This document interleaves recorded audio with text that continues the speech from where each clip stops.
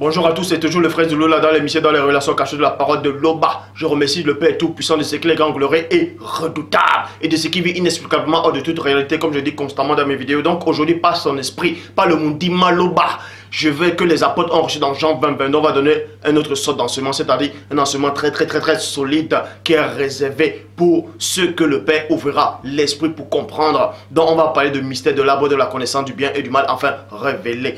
C'est quoi l'arbre de vie? C'est quoi l'arbre de la connaissance du bien et du mal? D'autres disent en fait que quand Ève a eu consommation du fruit défendu, ils disent qu'en fait Ève a eu des rapports sexuels avec le serpent, c'est-à-dire avec Satan. C'est pour ça qu'avec Satan, c'est pour ça qu'on parle de la postérité du serpent et la postérité de la femme. Et d'autres disent en fait que Ève a mangé la pomme qu'on vend souvent dans les centres commerciaux ou bien au marché. Bref, toujours est-il que Ève n'a pas couché avec le diable. Ève n'a pas... Le fruit défendu, ce n'était pas les rapports sexuels, ce n'était pas la pomme. Donc, ce sont des hérésies, ce sont des barlévaines. Donc, parce qu'il est dit dans Proverbe 19:2 que le manque de sens n'est bon pour personne. Donc, toi qui me regardes, le manque de sens, le manque de connaissance n'est bon pour personne. Et dans Proverbe 25:2, la gloire de Dieu est de cacher des choses et la gloire des rois est de sonder des choses. Donc, tous ceux qui se sont autoproclamés pasteurs, révérends, bishop, maréchal, apôtres, prophétesses, qui n'ont pas de révélation spirituelle, et tous les archéologues, les biblistes ont essayé d'élucider le mystère de la Genèse, de ce qui entourait autour d'Adam, du premier homme, n'ont pas réussi. Ils sont devenus fous. Mais pour ça, Dieu vous aime. Le Père Tout-Puissant vous aime. C'est pour ça qu'il va vous ouvrir l'intelligence aujourd'hui. On va vous révéler les mystères de l'arbre de vie. C'est quoi réellement l'arbre de vie? Parce que d'autres prêchent sans connaître les mystères du Père. Ils disent que l'arbre de vie, c'est le Christ lui-même. Parce que Christ a dit qu'il est la vie, le chemin, la vérité et la vie.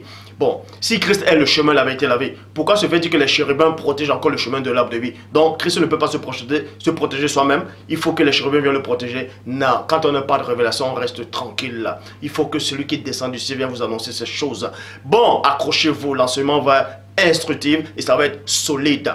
Donc, nous allons comprendre le mystère de l'arbre de vie et l'arbre de la connaissance du bien et du mal. Est-ce que ce sont des arbres qu'on voit, qu'on peut toucher?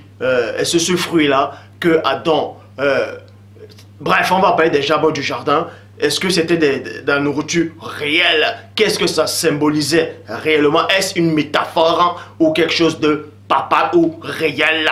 Donc, pour ça, on va aller dans...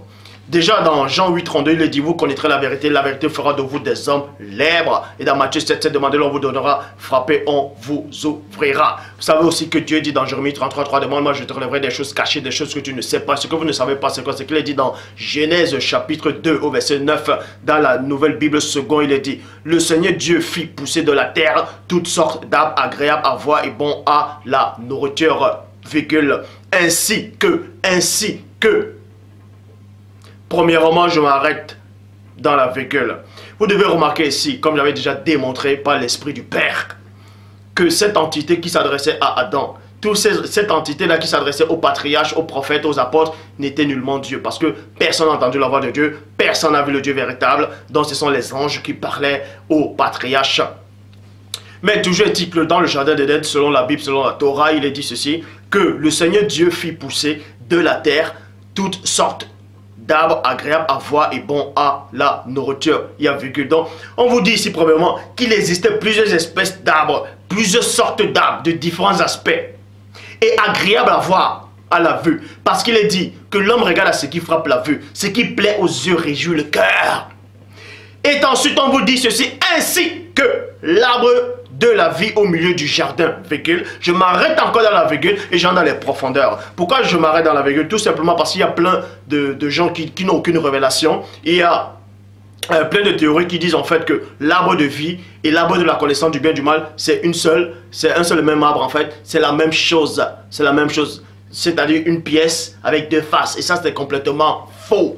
Ils ne tirent pas, c'est-à-dire ils n'ont pas la même racine, ils n'ont pas la même substance. Ça, c'est complètement faux. On va vous expliquer ces choses. Donc, ainsi que l'arbre de vie, l'arbre de la vie, au milieu du jardin, virgule, remarquez qu'il y a une virgule dans la nouvelle Bible seconde. Et l'arbre de la connaissance de ce qui est bon et de ce qui est bon ou mauvais. Point. Bible, parole de vie. Il est dit ceci. Il plaça l'arbre de vie et l'arbre qui fait, et l'arbre qui fait, et l'arbre qui fait connaître ce qui est bien ou mal. Point. Donc, on vous dit ici que l'arbre de la connaissance du bien et du mal fait connaître. Si moi qui suis là devant toi, je te fais connaître quelque chose, ça veut dire que je suis conscient. Ça veut dire que j'ai l'être et le mouvement. Donc, vous apprenez que l'arbre de la connaissance du... Déjà, quand on dit l'arbre de vie, ce n'est pas l'arbre de mort. L'arbre de vie, c'est quoi? C'est la vie, sa vie. Donc, c'est conscient. Donc, on vous apprend que l'arbre de vie était consciente. L'arbre de vie avait des connaissances, avait un état d'esprit, était conscient, était vivant. Et maintenant, l'arbre qui donne la connaissance du bien et du mal aussi, on vous dit ici que cet arbre-là a la capacité de vous donner. Donc, quand quelqu'un vous donne quelque chose, ça dit que la personne elle est consciente qu'il vous donne quelque chose. Donc, la personne, je pense dont je suis. Donc, ces arbres-là étaient conscients, ces arbres-là étaient vivants. Même l'arbre de la connaissance du bien et du mal était vivant. Pour ça, il est dit, dans Bible français courant, il mit au centre du jardin l'arbre de la vie, virgule, et l'arbre qui donne la connaissance de ce qui est bon et ce qui est mauvais ou mauvais. Donc on va premièrement vous démontrer ici, par l'Esprit du Père, que les apôtres, comme je dis constamment, ont reçu dans Jean 20, 22, que ces arbres étaient conscients, ces arbres-là avaient l'esprit et le mouvement. Ces arbres-là pouvaient s'exprimer, ces arbres-là pouvaient parler. On va vous montrer ici que ces arbres-là, ce sont des entités réelles que Adam avait vues et que Ève aussi a vu plutôt. Pour ça, on va dans Ézéchiel chapitre 31, verset 9 qui dit ceci. Je l'avais fait beau dans la multitude de ses branches. Remarquez ici qu'on s'adresse aux branches, non, on s'adresse à un arbre. Et derrière cet arbre-là, on s'adresse à une entité réelle. Parce qu'il est dit dans Job 33, 14 que Dieu parle cependant tantôt d'une manière, tantôt d'une autre, et l'on y prend point garde. Mais dorénavant, vous devez prendre garde ici, là, qu'il est dit dans Ézéchiel chapitre 31, au verset 9. Je l'avais fait beau dans la multitude de ses branches. Et tous les arbres d'Éden, qui étaient dans le jardin de Dieu. Donc, c'est-à-dire dans le jardin d'Éden, dans le jardin de Dieu, virgule, lui portait envie. Point! Lui portait envie. Quand quelqu'un porte envie à une autre personne, c'est-à-dire que la personne, elle est consciente. Cette personne pense, cette personne vit. Donc, vous apprenez aussi que les arbres qui étaient dans le jardin de Dieu portaient envie à un autre arbre. Dans d'autres versions, on dit portait jalousie, jalousait un autre arbre en fait. Vous allez comprendre que cet arbre-là, c'était le chérubin jadis ouin, mais avant sa chute. C'est pour ça qu'on dit j'avais embelli par la multitude de ses branches, ses rameaux plongés dans les racines, tout ça allait dans l'eau, bref, tout ça là. Vous voyez cela dans Ézéchiel 31.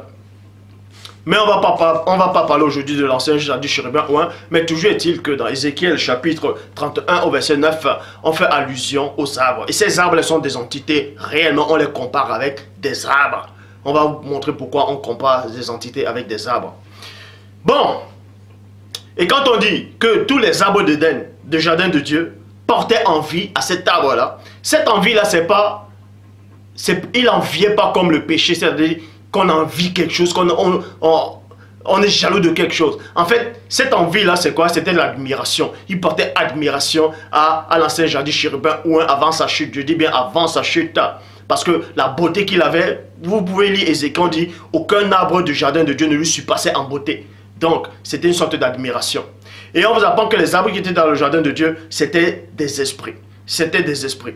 L'arbre de la vie, l'arbre de la connaissance du bien et du mal, ce sont des esprits. Ce sont des entités puissantes dans le royaume du Père. On va vous démontrer cela. Dans tout ce qu'on vous a enseigné, là, depuis que vous êtes petit, là, que ce soit chez Maman Cato, Pentecôtiste, et soi-disant église de réveil, peu importe dans votre religion où vous êtes, peu importe si vous avez fait la théologie, tout ça c'est rien. Aujourd'hui, vous allez comprendre la véritable histoire du jardin d'Éden, le mystère qui tournait autour d'Adam, de l'arbre de la connaissance du bien et du mal et l'arbre de vie. Dans tout ce qu'on t'a enseigné là quand tu étais petit là. Oublie ça. Ce sont des barres-les-veines. Ce sont des distractions. Là, ce que tu vas écouter aujourd'hui là, vient d'en haut. Donc, pour cela il est dit dans Genèse chapitre 2 au verset 8, traduction King James française. Et le Seigneur Dieu planta un jardin du côté de l'est en Éden et il mit l'homme qu'il avait formé. Donc on vous apprend ici là que par la divine puissance du Père, quand il a formé toutes choses par sa puissance éternelle, des années quelques temps plus tard, il a pris un jardin, il a planté le jardin à Éden. Et l'Éden, j'avais fait une vidéo, j'avais démontré qu'en fait l'Éden c'était un endroit qui se trouvait, c'était le seul continent, c'était un continent habité dans l'Afrique et les autres endroits n'étaient pas des sols cultivables en fait. Bref, je ne vais pas revenir dessus, mais toujours est-il que Dieu a planté par son esprit un jardin en Éden. Donc quand on plante quelque chose, ça veut dire qu'il n'a pas tiré ce jardin-là de la terre ferme, mais il a pris ce jardin-là d'un endroit qui n'était pas physique. Et néanmoins, il a rendu physique, il a rendu visible. Vous allez comprendre que c'est semi-astral, semi-spirit. Donc, et ensuite il a fait pousser des arbres. Remarquez, écoutez la révélation maintenant. Dans Jean chapitre, déjà dans le verset 9, il est dit quoi? Dans le verset 9, que les arbres qui étaient au milieu du jardin, tout ça là, Dieu a fait pousser l'arbre, Dieu a fait pousser des arbres au milieu du jardin. Mais Christ néanmoins dit dans Jean chapitre 1 au verset 51, dans la traduction du Mot Nouveau, il lui dit encore 2 points. Oui, je vois. Vraiment, je vous le dis. Je vous le dis. 2 points. Vous verrez le ciel ouvert et les anges de Dieu monter et descendre vers le Fils de l'homme. Dans d'autres versions, on dit sur le Fils de l'homme, mais l'ange ne va pas descendre sur toi, mais c'est vers le Fils de l'homme, donc à côté si vous voulez. Donc ça veut dire quoi? Parce qu'il est dit dans Job 33, 14 que Dieu parle cependant tantôt d'une manière, tantôt d'une autre, et là on y prend pour une garde. Ça veut tout simplement dire que quand Christ dit ici, il s'adressait aussi à Nathanaël, il y a aussi un autre, il disait, vous verrez dorénavant, même le patriarche Yekuba a eu cette vision-là, il a vu les anges qui montaient de l'échelle, mais quand on dit monter, ça veut dire quoi? Or, on sait que les anges vivent dans le ciel, les anges sont dans les cieux, tout ça. Comment se fait-il qu'on dise qu'ils montent et ils descendent? Quand on dit ils montent, ça veut dire forcément ils sont sortis de la terre. Donc là, on va entrer dans une dimension spirituelle vraiment très élevée. Quand Christ dit, vous verrez dorénavant les anges monter et descendre vers le Fils de l'homme, Adam aussi, quand l'arbre de vie, l'arbre de la connaissance du bien et du mal, pousse, Dieu fait pousser les arbres du jardin au milieu du jardin d'Éden. Il fait pousser, ça veut dire que les entités montent vers Adam. Et maintenant, quand les branches s'étendent, les feuillages aussi, tout ça, les fruits, ça recouvre en fait Adam, ça, comme une sorte d'ombre. Donc, ils montent et redescendent vers le Fils de l'homme, vers Adam. C'est pour ça que Christ parlait beaucoup en parabole. Christ parlait beaucoup en parabole. Donc, la révélation ici maintenant, c'est quoi? Si vous réussissez un seul instant de comprendre exactement ce qui s'est passé à 100% dans la Genèse, c'est-à-dire pas toute la Genèse, mais au jardin d'Éden, ce qui entourait l'homme, le mystère de cet homme-là, qu'on connaît sous le nom d'Adam, vous allez connaître toutes les Écritures. Vous allez connaître toutes les Écritures. Vous allez connaître les Écritures. Vous allez connaître les Écritures. Donc, Adam, on l'a placé dans le jardin d'Éden. Les arbres ont poussé. Ce sont les anges qui montaient. Et quand les branches s'étendaient, les feuillages, tout ça, les fruits, ils redescendaient vers Adam. C'est pour ça que Christ a dit, dans Jean 1, dans Jean 1, 51, vous verrez dorénavant les anges monter et descendre vers le Fils de l'homme. Genèse chapitre 2 au verset 17, dans la Bible parole de vie, il dit ceci. Mais tu ne dois pas manger les fruits de l'arbre qui fait connaître ce qui est bien et ce qui est mal. Oui, le jour où tu en mangeras, tu mourras, c'est sûr. Pourquoi donc le Père Tout-Puissant fait comprendre à l'homme par l'Esprit ici que cet homme-là devait manger tous les arbres qui se trouvaient dans le jardin? Vous voyez? Qui se trouvaient dans le jardin, tout ça. Mais exclusivement, il y avait deux arbres. Adam ne devait pas s'alimenter. Vous allez comprendre que Adam ne devait même pas s'approcher de ces arbres-là. Il ne devait pas manger de ces arbres. Dans d'autres versions, on dit manger de l'arbre. Normalement, on ne mange pas des arbres. On mange des fruits. Vous voyez? Donc, d'autres versions traduisent, vous ne devez pas manger le fruit de cet arbre. Traduction fable Olivet dit quoi? Mais de la substance propre de la connaissance du bien et du mal, garde-toi d'en faire aucune consommation, car au jour même où tu t'alimenteras, tu deviendras muable. Tu deviendras muable. Vous allez comprendre que premièrement, dans d'autres versions, il est dit que le jour où Adam va manger le fruit de l'arbre de la connaissance du bien et du mal, il va mourir. Or, dans la traduction Fab Olivette, il est dit que si Adam mange, il va être muable. Muable, c'est quoi? C'est quoi? Ça veut dire qu'il va changer. Il va être transformé. Il va changer. Ce fruit-là va le changer, aura la capacité de changer l'être d'Adam. Et tu mourras. C'est pour ça qu'il dit dans Ecclésiaste, chapitre 1, verset 18. Car avec beaucoup de sagesse, il y a beaucoup de chagrin. Et celui qui accroît sa connaissance, accroît sa douleur. Donc, pour que Adam puisse changer, s'il mange le fruit de l'arbre de la connaissance du bien et du mal, il aura une très grande connaissance des facultés qu'il n'avait pas. Il aura beaucoup de chagrin, ça va augmenter tellement sa douleur. Et l'état que Adam a là, il ne pourra pas supporter cela. Cette connaissance-là va même le détruire en fait. Remarquez le cas de celui qu'on appelle Souleymane ou Salomon. Il avait des facultés, il avait de la connaissance, plus que le sable, plus que plein d'Égyptiens et les fils de l'Orient réunis selon la Bible. Salomon avait des connaissances extrêmes.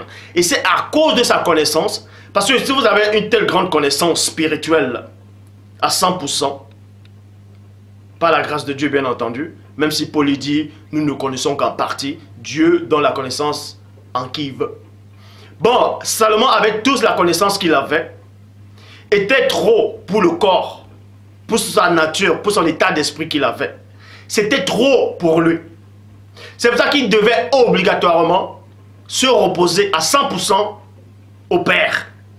Là, il n'allait pas faire n'importe quoi. Mais le seul moment où il a pris conscience de lui-même, il a commencé à observer tout ce que les habitants de la terre faisaient. Il dit, j'ai vu que c'est une occupation pénible alors que Dieu soumet les fils de l'âme. Et qu'il a vu que tout ce que l'homme fait, c'est que vanité. Et qu'il a considéré toutes ces choses. Il a commencé à avoir du dégoût. Et c'est à cause de ça, parce qu'il a trop, il sait trop, il est revenu en lui-même. Avec la sagesse là, il ne pouvait pas contenir cette sagesse là avec sa nature propre. Et il a succombé, il a commencé à faire du n'importe quoi. Donc Salomon a changé et s'est laissé séduire alors qu'il avait toute cette connaissance. C'est pour vous dire que quand Adam, le Père, par l'Esprit dit à Adam, le jour où tu dois manger, le jour où tu mangeras cet arbre, le fruit de l'arbre qui va te transmettre, qui va te faire savoir la connaissance du bien et du mal, c'est-à-dire la science.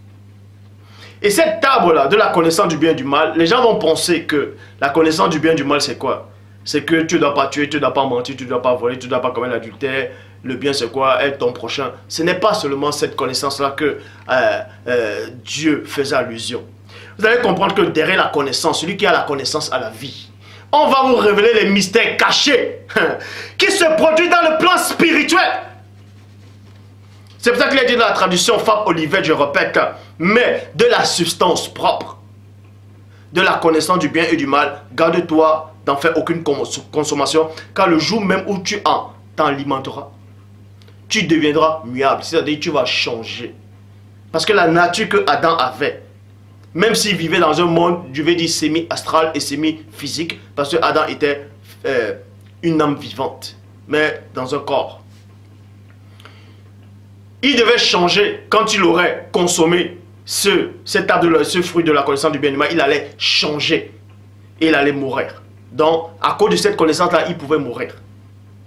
C'est pour ça que, c'est pour ça que j'ai pris Ézéchiel chapitre 1, verset 18. Car avec beaucoup de sagesse, il y a beaucoup de chagrin. Et celui qui accroît sa connaissance, accroît sa douleur. Bible de la colombe. Car avec beaucoup de sagesse, on a beaucoup de tracas. Et plus on a de la science, plus on a de tourments. Donc le Père Tout-Puissant voulait épargner cela à Adam. Pour que Adam ne mange pas de ce fruit. Parce que Adam allait changer, il allait avoir beaucoup de chagrin, beaucoup de tracas, beaucoup de tourments. Et ça allait le faire mourir. Genèse chapitre 3, verset 10. Il répondit, vous allez comprendre maintenant. Dans Genèse 3.10, que quand Adam a consommé ce fruit-là, On vous dit ici qu'il a entendu la voix de Dieu. Oh, j'avais démontré que ça ne pouvait pas être Dieu parce que personne n'a entendu la voix de Dieu et personne n'a vu Dieu. C'était une entité puissante qui est venue au jardin d'Éden. Bref, il est venu... dans d'autres versions, on dit le Seigneur, dans d'autres on dit Dieu, dans d'autres on dit Yahvé, Yahweh, Elohim, on dit l'Éternel. Mais c'est une entité qui est venue à la place du Père. Et Adam, quand Adam a mangé le fruit, on va parler d'Ève après, mais on va d'abord parler d'Adam. Quand Adam a mangé le fruit de l'arbre de la connaissance du bien et du mal, on vous dit que les yeux de l'un des autres s'ouvrirent. Ils ont reconnu qu'ils étaient nus. Écoutez attentivement la révélation, ce qui va suivre. Bible de la colonne, Genèse 3, verset 10. Il répondit, 2 points, c'est Adam qui a répondu. J'ai entendu ta voix dans le jardin et j'ai eu peur. Vous allez comprendre ici que premièrement, Adam, avant de manger le fruit de l'arbre de la connaissance du bien et du mal, il avait entendu la voix de cette entité-là, mais il n'avait pas peur. Puisque cette entité a dit quoi? Tu pourras manger tout apportant du fruit de la semence. Mais quant à l'arbre qui est là, dans le jardin d'Éden, tu ne dois pas consommer cela. Il n'avait pas peur. Mais c'est quand il a mangé le fruit, c'est après qu'il a entendu la voix, il a eu peur. On va vous révéler pourquoi il a eu peur. C'est que cet arbre-là l'a enseigné. C'est que ce fruit-là a eu comme effet dans l'esprit, dans l'âme et dans le corps d'Adam. Et j'ai eu peur.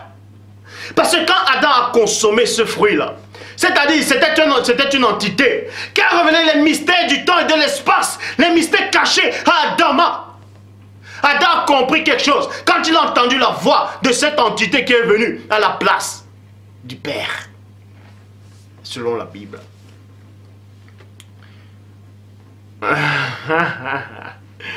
Il est dit dans Proverbes, chapitre 1, verset 7. La connaissance commence par la crainte de Dieu. Point. C'est-à-dire que quand Adam a mangé le fruit qui donnait le fruit de l'arbre de la connaissance du bien et du mal, c'est là où il a eu une grande connaissance. Son intelligence a été ouverte. Il a eu une grande connaissance.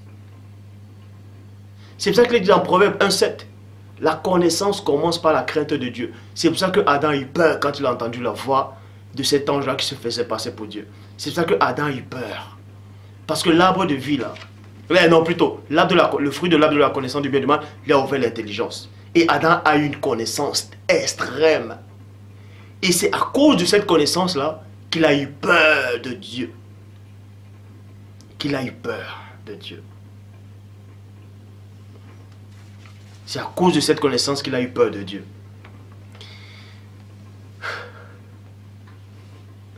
Il faut être fou pour mépriser la sagesse et l'instruction.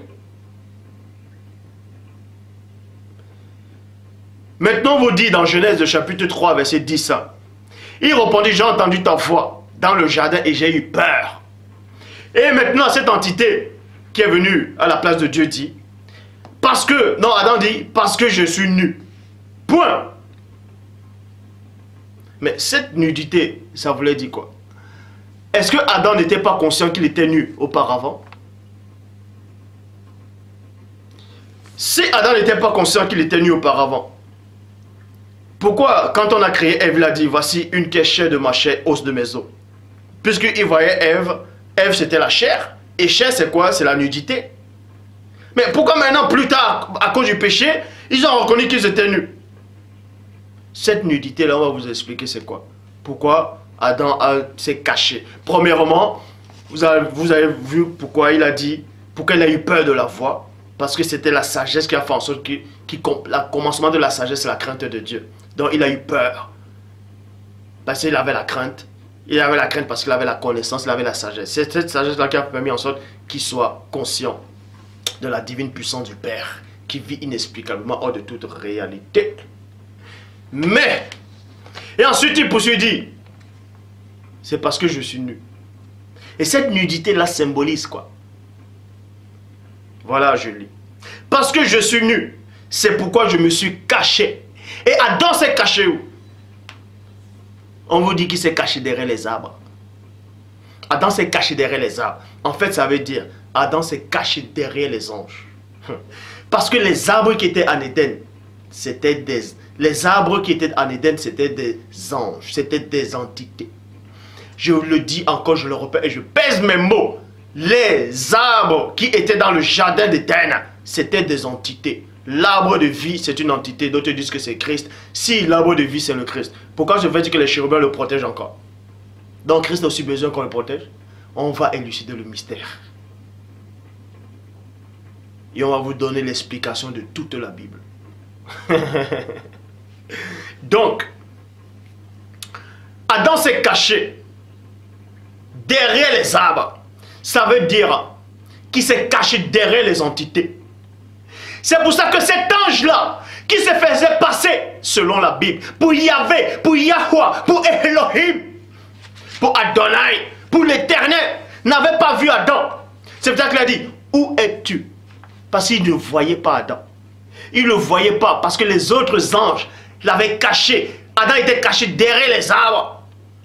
Il était caché derrière les autres anges. C'est pour ça qu'il a dit, où es-tu? Mais si Adam était caché sur les arbres ordinaires, cette entité-là allait le voir. Ses yeux allaient franchir, je sais pas, comme les francs rouges ou tout ça là. Mais il ne pouvait pas voir Adam. Parce que Adam était caché derrière les arbres. Il était caché derrière les autres anges. Il était caché. Il ne voyait pas. C'est pour ça qu'il a dit, où es-tu? Et cet ange était obligé de descendre. Et il parcourait le chemin. Il parcourait, il cherchait Adam derrière les anges.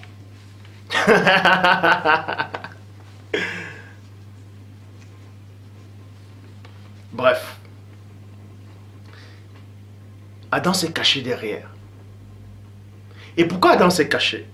Pourquoi cette nudité symbolise quoi?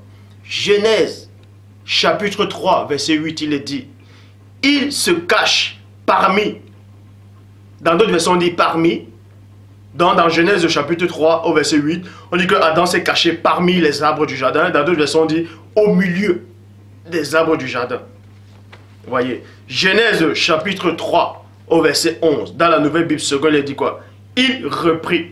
C'est-à-dire cet ange-là, cette entité-là, qui parlait à Adam, a dit à Adam, mais il reprit, qui t'a dit que tu es nu? Mais cette entité vient avoir une conversation avec Adam, il dit, mais qui t'a dit que tu es nu? Puisque Adam a dit, j'ai eu peur.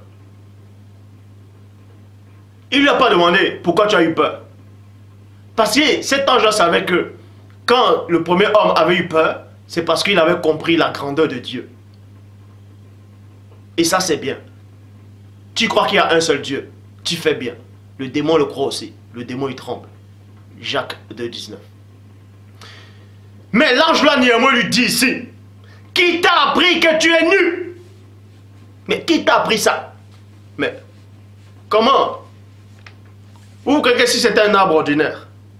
L'ange là lui dit, qui t'a appris? Est-ce que c'est l'arbre là qui t'a appris? Non. Qui t'a appris? Ça veut dire que quelqu'un qui t'apprend, c'est quelqu'un qui est conscient, quelqu'un qui peut s'exprimer. Qui t'a appris? Dans la nouvelle Bible seconde. Bible parole de vie. Qui t'a appris que tu étais nu? Plutôt dans la Bible seconde, il a dit, qui t'a dit? Qui t'a dit? Donc cet ange-là, dont vous dites que c'est Dieu qui a parcouru le jardin vers le soir, cet ange-là qui est descendu, il a dit à Adam, mais qui t'a dit? Parce que cet ange-là savait que quelqu'un forcément a dit à Adam, dans le jardin, il dit, ah, mais qui t'a dit ça? Qui t'a dit que tu es nu? Bible parole de vie, qui t'a appris que tu es nu? Bible Chouraki, qui t'a rapporté que tu es nu? Qui t'a rapporté? Rapporter, c'est quoi? C'est-à-dire que on écoute quelque chose, on sait quelque chose, on vient te rapporter ça. Je viens te rapporter quelque chose. Je viens. Bible, pastorat de Maretsus, qui t'a révélé que tu étais nu. On a donné une révélation à Adam. Traduction femme Olivette, qui t'a donc enseigné? Oh, Dieu! Ouf! Oh, voilà. Qui t'a donc enseigné? On vous apprend ainsi que Adam a une conversation avec le fruit. Donc en gros, vous allez comprendre quoi? Que ce fruit-là, D'abord le serpent. C'est pas pour rien qu'on dit que le serpent était le plus rusé de tous les animaux des champs, dans d'autres versions de tous les animaux sauvages, tout ça là, que le Seigneur Dieu avait fait. L'ancien Jadu Chérubin, ouais, a vu ça. Il a dit à Ève, tu vois cette entité là, lui il va te faire connaître qui est Dieu. Il va te faire connaître les mystères. Il va te montrer quelque chose. Tu seras comme nous. Tu seras comme des dieux. Tu vas connaître quelque chose. Va voir cette entité-là. Cette entité-là. Qui est postée là. Dans le jardin d'Éden là. Il a la capacité, la faculté de te révéler des mystères. Le pourquoi tu es là. Le pourquoi de ton existence. Il va te révéler cela. Pourquoi cet animal est comme ça? Pourquoi on a formé cet animal comme ça? Pourquoi toi tu es une femme? Pourquoi lui là c'est un homme? Le pourquoi des comment? Va voir cette entité là, il va te révéler cela. Parce que moi je ne te le dirai pas. Parce que celui qui disait ça c'est un esprit de mensonge. Il dit quand même, va voir cette entité là. C'est pour ça qu'il a dit ici, dans la Bible, Fab Olivette, qui t'a enseigné. Donc, Ève a reçu l'enseignement de l'entité connue sur l'arbre de vie, l'arbre de la connaissance du bien et du mal. Et elle a reçu cet enseignement, ça s'appelle le fruit. C'est pour ça que Jean-Baptiste dit, tout arbre qui ne produit pas de bons fruits sera coupé et jeté au feu. Mais tout arbre, on s'adresse aux humains. Et les fruits, c'est quoi? Ça représente les œuvres, ça représente la parole, ainsi de suite. Donc, elle a reçu un enseignement. Et quand elle a reçu un enseignement, c'est pour ça qu'on dit, la femme vit que l'arbre était bon à manger et agréable à la vue, et qu'elle était précieux pour ouvrir l'intelligence. Quand elle a reçu de cet enseignement, elle a consommé l'enseignement. C'est ce qu'on appelle le fruit.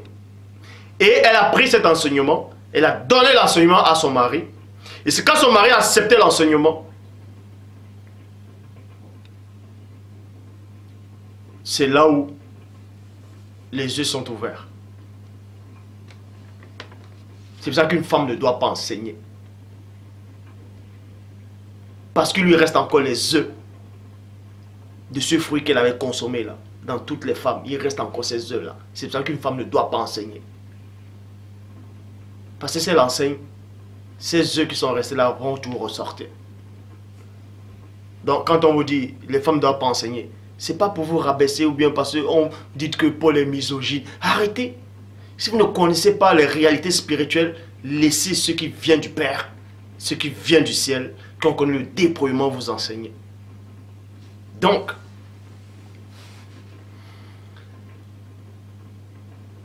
c'est ça qu'il est dit. Dans la Bible, Pierre, Robert Oliverton, il est dit, qui t'a démontré que tu es nu? Qui t'a démontré? Donc, quand Adam a reçu cet enseignement-là, par le biais du fruit, c'est que Ève lui a démontré. Parce que Ève aussi, on l'avait démontré déjà. Donc ces arbres-là sont des esprits qui sont capables de vous démontrer. Donc, cet ange, cet arbre-là, ce fruit-là, cet ange, cette entité a démontré à Ève qui était Ève. Le but de son existence. Le pourquoi et le comment des choses. Il lui a révélé les mystères de la vérité, de la connaissance du bien. Et dans la connaissance du bien, il y a la vérité dedans. Parce que le bien égale vérité. Et du mal égale aussi mensonge, égale beaucoup de... La technologie, en fait, ces patriarches-là, ils ont connu le mystère de la technologie, le mystère de beaucoup de choses que vous ne pouvez pas comprendre actuellement.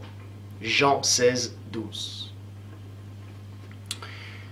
Et Adam aussi a reçu cela par le biais de sa femme. Donc c'est pour ça qu'on l'a démontré. Genèse 3, verset 22. Bible, parole de vie. Le Seigneur Dieu se dit plutôt, voici l'homme est devenu comme un Dieu. Je dis bien dans la Bible, parole de vie, dans Genèse 3, 22.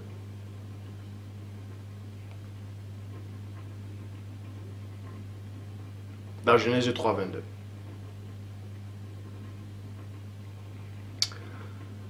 Premièrement, on va vous révéler pourquoi Adam a reconnu qu'il était nu. Parce que quand Adam a mangé, a eu la consommation, c'est-à-dire quand il a reçu l'enseignement de l'entité, connu sous le nom, sur l'appellation de l'arbre de la connaissance du bien et du mal, quand Ève et Adam ont reçu ces enseignements-là, les facultés se sont ouvertes.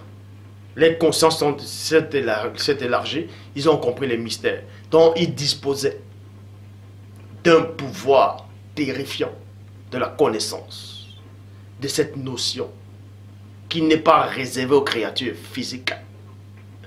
C'est pour ça que, dans la suite, il est dit, voici l'homme est devenu comme l'un de nous, pour la connaissance du bien et du mal. L'un de nous, c'est qui? Comme un Dieu. Donc, c'est-à-dire que l'homme ne devait pas devenir ainsi, à tout cas avec cette connaissance-là, cette faculté-là. Mais il a acquéri de cette faculté. C'est pour ça que les yeux se sont ouverts. En fait, quand vous avez la connaissance du bien et du mal, c'est-à-dire que vous pouvez voir aussi l'au-delà. On va vous révéler ces choses, c'est trop mystérieux. Adam a reconnu qu'il était nu. Il n'y a pas que Adam seul qui a reconnu qu'il était nu. Ève aussi a reconnu qu'il était nu. En fait, ces nudités, ça symbolise quoi? Ils n'avaient pas les âmes spirituelles du croyant. La nudité d'Adam et Ève, c'est qu'ils n'étaient pas armés comme les anges, comme les archanges chérubins à trône d'unité, domination, autorité, les ophanimes. Ils n'étaient pas armés. Parce que Adam, ses yeux se sont ouverts. Mais avant, Adam pouvait voir le monde spirituel, avant sa chute. Mais quand il a chuté, il a vu un autre monde. Il avait un monde diabolique. Il avait un monde incroyable, horrible. C'est pour ça qu'il a eu peur. Il s'est caché derrière les anges. Il s'est caché derrière les arbres. Derrière les anges. Protégez-moi! Parce qu'il a vu que le méchant épie le juste. Il a vu en fait que ce serpent-là, il a vu derrière le serpent. Il a vu cette entité. Dans l'allusion d'Apocalypse chapitre 12 au verset 9, il fut précipité le grand dragon, le serpent ancien. Le grand dragon. Le serpent ancien, on vous apprend que le serpent ancien c'est un grand dragon. C'est un monstre. Donc, quand Adam ont péché et Ève, ils ont vu derrière le serpent, ils ont vu l'entité qui était derrière en fait. Ils ont vu l'ancien genre du chérubin ouin. Ils ont vu le monde occulte. Comment le monde occulte avait les yeux braqués sur eux. Oh. Ah! Et Adam allait se cacher derrière. Il s'est caché. Parce que premièrement, il a eu peur. Il a compris la divine puissance du Père. Il a reconnu qu'il était nu. C'est-à-dire qu'il n'était pas armé. Donc il ne pouvait pas lutter face à ces esprits. C'est pour ça qu'il a fui. Il a allé se cacher derrière les anges. Ah, pourquoi? Avec toute la connaissance qu'il a magasinée. Parce que ses yeux se sont ouverts. C'est pour ça que Christ, la parole dit que Christ a ouvert l'esprit aux apôtres pour comprendre les Écritures. Ouh.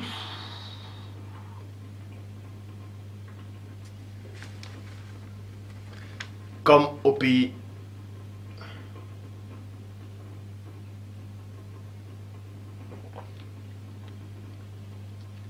Au pays, regarde, ils boivent, ils font.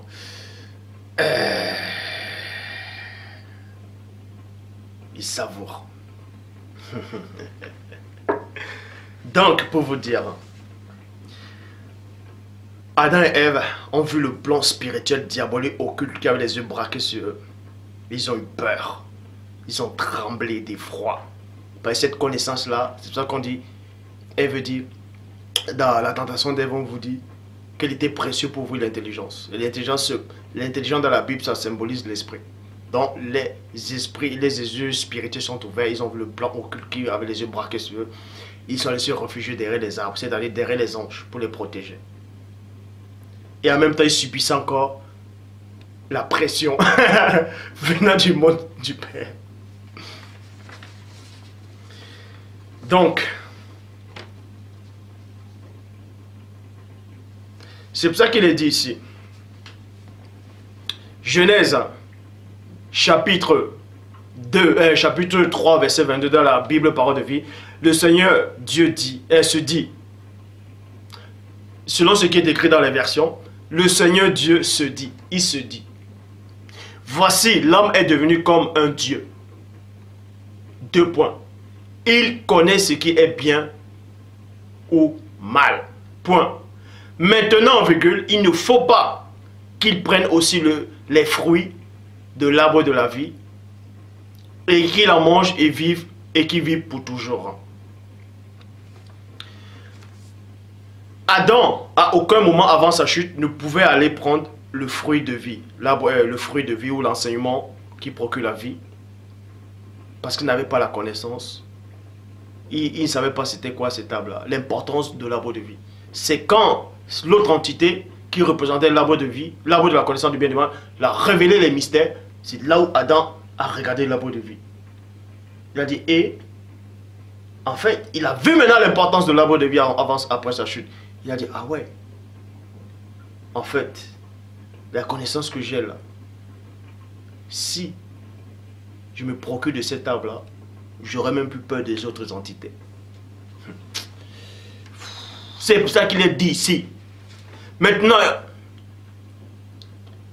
il ne faut pas qu'ils prennent aussi les fruits de l'arbre de vie et qu'ils mangent et qu'ils vivent pour toujours.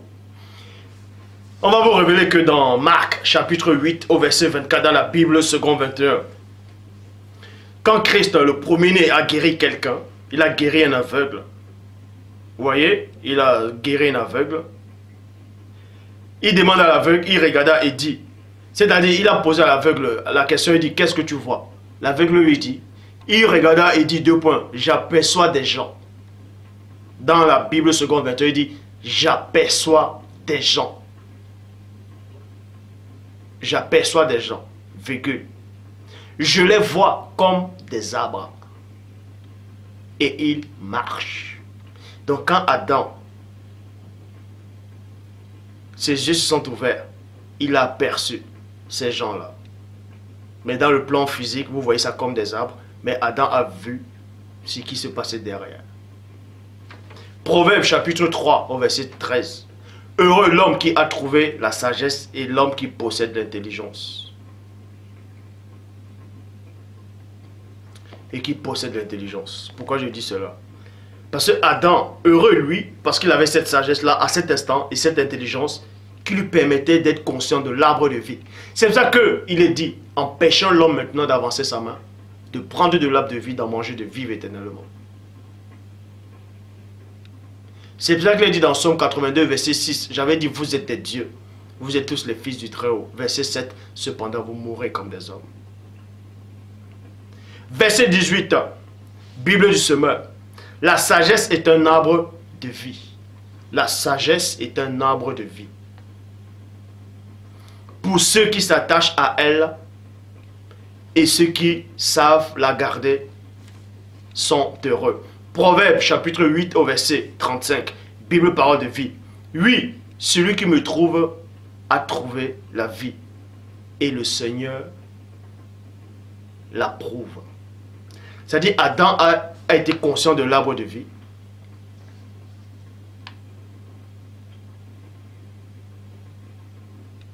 Il a vu que cet enseignement-là peut le libérer. C'est pour ça que Christ dit dans Jean 8,32, vous connaîtrez la vérité et la vérité vous affranchira. En fait, la vérité, c'est la vie.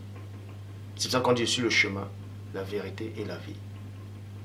Certes, vous allez me dire, à supposer que Christ représente la vie. Pas que représente la vie. À supposant que Christ, il représentait l'arbre de vie qui était dans le jardin d'Éden, comme certains le pensent. Vous allez me dire que Adam serait tellement fort que si on ne l'empêche pas, il va quand même venir attraper Christ pour prendre le fruit de la vie et manger. Je vais vous expliquer ces choses. Souvenez-vous de cette femme qui avait l'hémorragie depuis 12 ans. Elle a attrapé le bout du vêtement de Christ. Le pouvoir est sorti de Christ. Vous, et le pouvoir l'a guéri. C'est pour ça que Christ est attelé, il a dit, qui m'a touché? Donc Adam aussi avait cette faculté d'aller prendre l'enseignement, de prendre du fruit de l'arbre de vie, de prendre ce secret et de vivre éternellement. Parce qu'il y a un secret qui vous rend capable de vivre éternellement. Mais, on ne va pas entrer dans les profondeurs.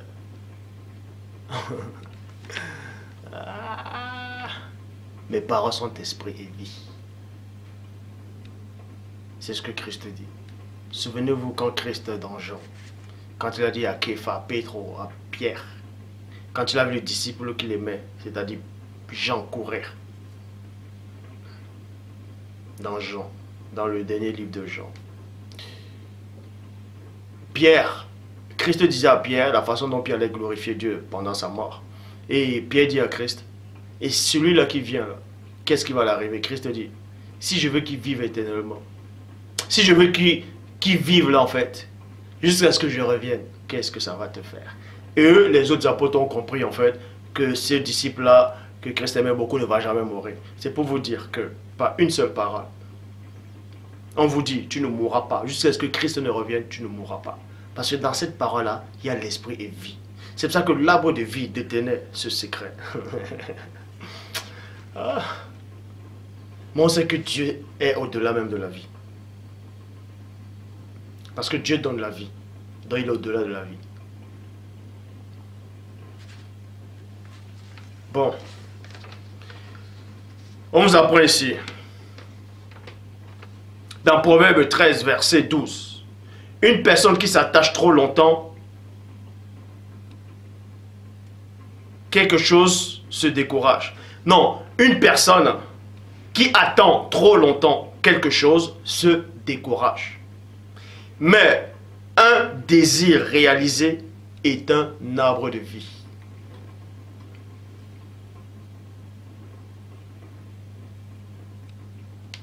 Proverbe chapitre 15 au verset 4. Une parole qui corrige le prochain est un arbre de vie.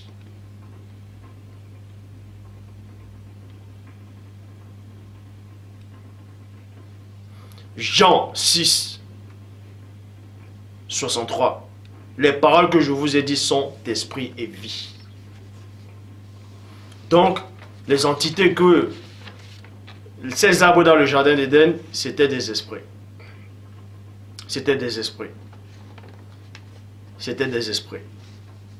C'est pour ça qu'il a dit dans Apocalypse chapitre 2, verset 7. Dans la Bible en français courant. Que chacun, s'il a des oreilles, écoute ce que l'Esprit dit aux églises. 2 points. On vous apprend dans l'Apocalypse, il y a 7 églises. En fait, dans cette église-là, il y a 7 anges, il y a 7 esprits. À celui qui aura remporté la victoire, je donnerai à manger les fruits de l'arbre de la vie qui se trouve dans le jardin de Dieu. Et ce jardin se trouve où? Puisqu'on veut dans le jardin de Dieu. On sait que Dieu n'habite pas sur la terre. Déjà, il habite inexplicablement hors de toute réalité. Apocalypse chapitre 22, verset 2, il est dit, Bible de Jérusalem, au milieu de la place de la part, de part et de l'autre, du fleuve, hein, il y a deux. Non, il y a des. Et non, il y a l'arbre. Mais il y a des arbres de vie, donc c'est le plus réel. Il y a des arbres de vie. Et je vous avais démontré, pour ceux qui disent que Christ est l'arbre de vie, c'est lui qui représentait l'arbre de vie, je vous avais démontré dans l'Hébreu qu'il y avait plusieurs premiers-nés. Plusieurs fils premiers-nés. Mais il y a un qui est l'aîné. Le premier, c'est-à-dire l'aîné, c'est le Christ, le Sauveur. Et après lui, il y a le deuxième, ainsi de suite. On les appelle les premiers-nés. Mais lui, il est le fils premier-né, c'est-à-dire l'aîné des premiers-nés. C'est pour ça qu'on vous donne encore la révélation ici. Bible de Jérusalem, Apocalypse chapitre 22, verset 2. Au milieu de la place, de part et l'autre, du fleuve, il y a des arbres. Et non, il y a l'arbre. Et non, il y a un arbre, mais il y a des arbres de vie qui fructifient 12 fois, une fois chaque mois, et les feuilles, et non les fruits, mais les feuilles, peuvent guérir les païens. Bible annotée de Schaffner, il dit, et les feuilles des arbres sont pour la guérison des nations. Et les nations dans la Bible, ce sont les païens. Là, c'est dans le dernier livre de la Bible, hein, c'est Apocalypse 22. Si on vous apprend que le jugement a eu lieu dans Apocalypse chapitre 20, et que d'autres disent que les païens, tout ça là, tous ceux qui ne connaissent pas Dieu vont les brûler dans les temps de feu de soufre éternellement, comment se fait-il qu'on vous dise dans Apocalypse 22, verset 2, que l'arbre de vie, dans chaque arbre de vie, les feuilles qu'ils ont servent de guérison pour les païens? Mais si les païens souffrent déjà, pourquoi cet arbre de vie là va encore les guérir? Ça va les guérir en quoi? C'est-à-dire que Dieu va pardonner en fait tous ceux qu'on a jugés là, qui souffraient dans les temps de feu, comme certains le pensent. C'est pour ça qu'avant de faire des vidéos, venir dire Dieu m'a dit, ou Dieu m'a mis à cœur, ou le Saint-Esprit de Dieu m'a dit, il faut rester tranquille quand vous ne connaissez pas les réalités spirituelles. Bible annotée de Schaffner, et les feuilles des arbres sont pour la guérison des nations. Oh. Là, on est dans le livre de la Bible. Jérémie, chapitre 21, verset 8. Et tu diras à ce peuple, ainsi dit le Seigneur, voici je mets devant vous le chemin de la vie et le chemin de la mort. Bible second 21, je vous donne le choix, parce que le Père donne le choix, ça s'appelle le libre arbitre. Je vous donne le choix entre le chemin de la vie et celui de la mort. Et vous savez que la mort, il y a les messagers de la mort. La vie, il y a les anges qui vous arrachent de la mort. Oh.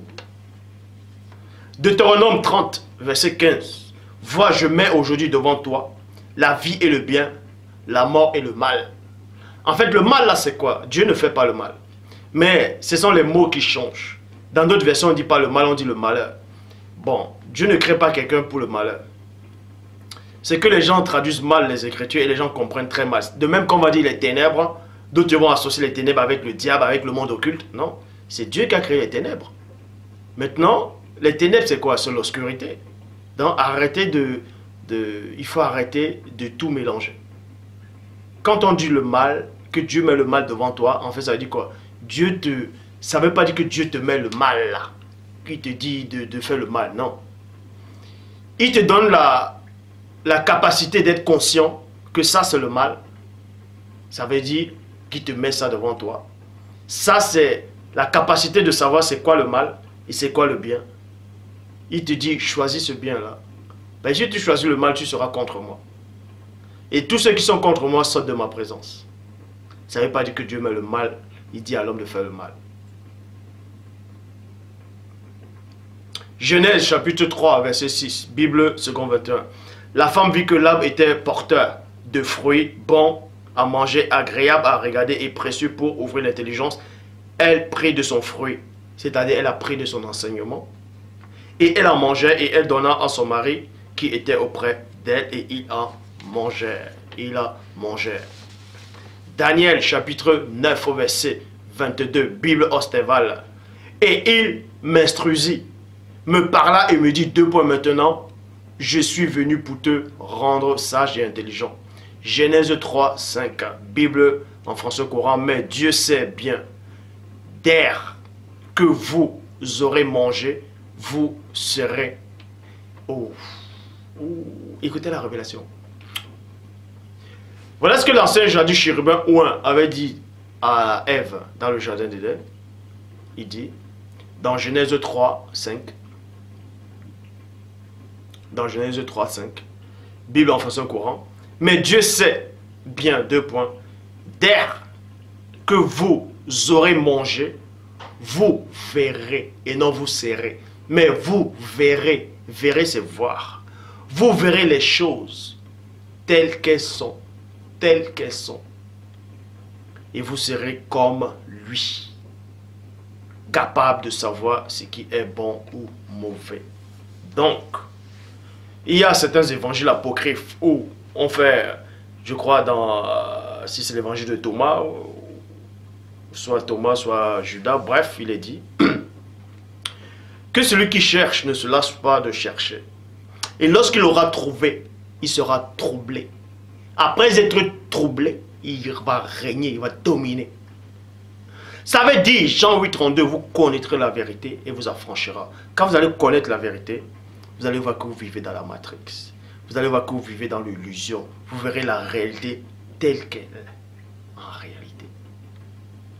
Donc tous ceux qui peuvent penser que je suis un antéchrist, libre à eux de penser ce que vous voulez, ça se passe dans vos cerveaux, dans vos petites intelligences humaines.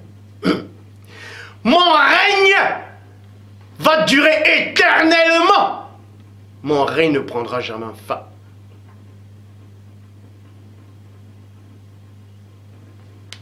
Que le Père Tout-Puissant soit glorifié, magnifié, exalté. Donc, pour tous ceux qui n'ont pas vraiment compris le message, l'arbre de vie, ce sont des entités. L'arbre de vie sont des entités. Vous allez me dire, mais comment se fait-il que... En fait, dans l'Apocalypse 2, c'est pas Christ qui parlait. Hein. L'Apocalypse 2, c'est un ange qui parlait de la part de Christ. Puisque vous pouvez voir ça dans l'Apocalypse 22, verset 16. C'est moi, Christ, qui a envoyé mon ange pour vous attester ces choses. L'ange qui apparaît à Jean à l'île de Patmos, cet être-là, qui dit, et le vivant, j'étais moi, c'est un ange de Christ. Il dit à Jean, celui qui vaincra, je donnerai à manger de l'arbre de vie qui est dans le jardin de Dieu. Dans d'autres versions, on dit dans le jardin de mon Dieu. Dans le paradis de mon Dieu. Ce qui veut dire,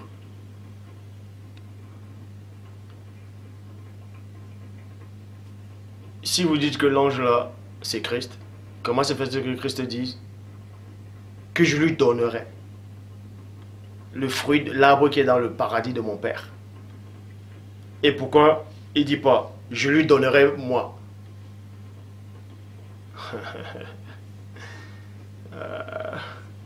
Ce sont des métaphores.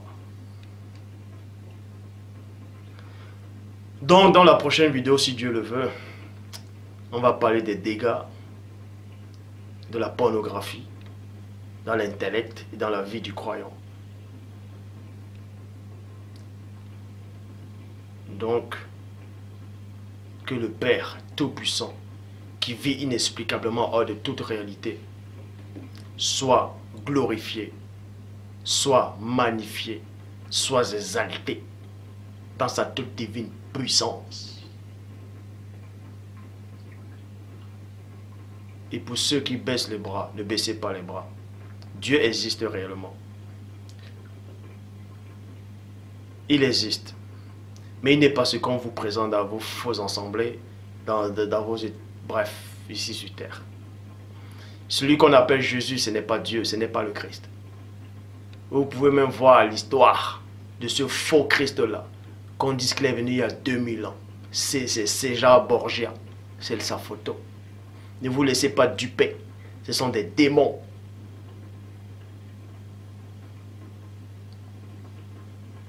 Donc celui qu'on appelle Jésus-Christ là, Dieu ne le connaît pas. Je le dis encore haut et fort. Si on vous traite d'antéchrist, laissez-les vous traiter d'antéchrist. Ils n'ont aucune connaissance.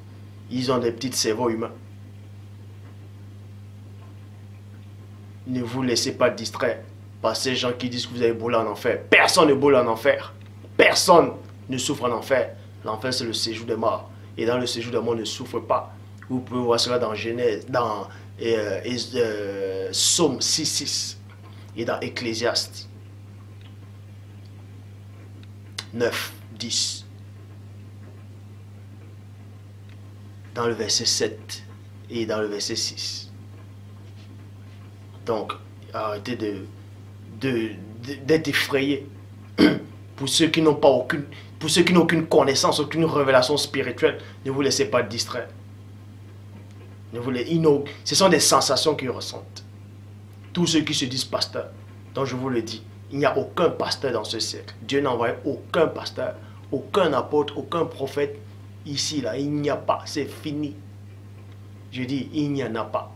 Pas que c'est fini, mais il n'y en a pas.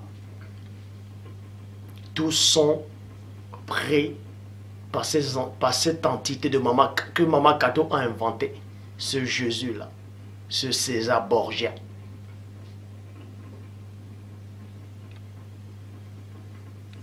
Le Dieu véritable vous enseigne par celui qui l'a envoyé. Jean 3, 11. Nous disons ce que nous savons et l'on rend témoignage de ce qu'on a vu. Si donc on vous dit dans la Bible que Dieu habite au ciel, le ciel est son trône, mais le ciel c'est où alors? Puisqu'il a dit que voici les cieux des cieux ne peuvent contenir Dieu. Dieu il est où alors? Donc j'en ai terminé. N'ayez pas peur. N'ayez pas peur. N'ayez pas peur. Le Dieu qu'on vous a présenté, c'est un faux Dieu. On vous a présenté un Dieu cruel. C'est pour ça que vous avez peur. Vous priez parce que vous avez peur. Vous voulez aimer Dieu, vous voulez connaître Dieu parce que vous avez peur d'une punition. C'est parce que vous ne connaissez pas. Si vous connaissez réellement le Père, vous allez aller vers lui parce que c'est normal d'aller vers lui.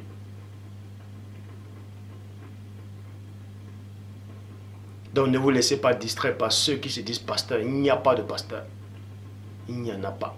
Il n'y a aucun pasteur.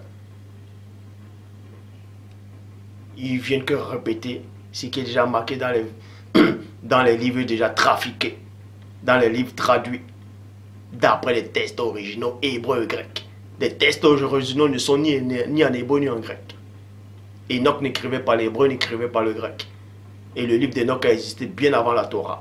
Donc arrêtez d'écouter les barlivins des gens qui ne viennent que répéter ce que les démons dans leur cœur viennent leur dire. Ces sensations. Donc,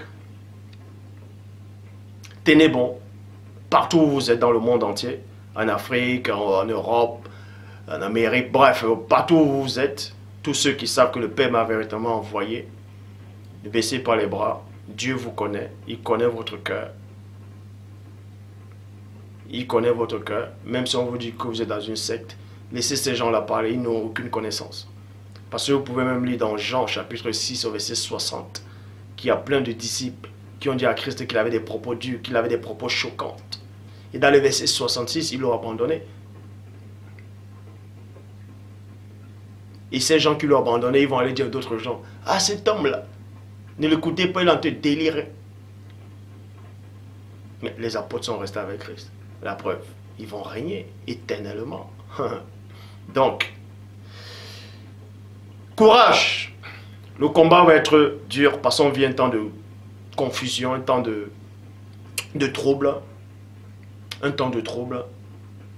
Et comme je vous avais prévenu déjà une fois, ils veulent tout faire en fait pour faire croire aux gens que toutes les religions ont le même Dieu. Et ça c'est faux. C'est pour ça qu'aussi que l'ancien, ce faux pape est sorti. Ils ont mis ce nouveau là pour essayer de faire croire ça aux gens. Ne vous laissez pas duper. Toutes les religions n'ont pas le même Dieu.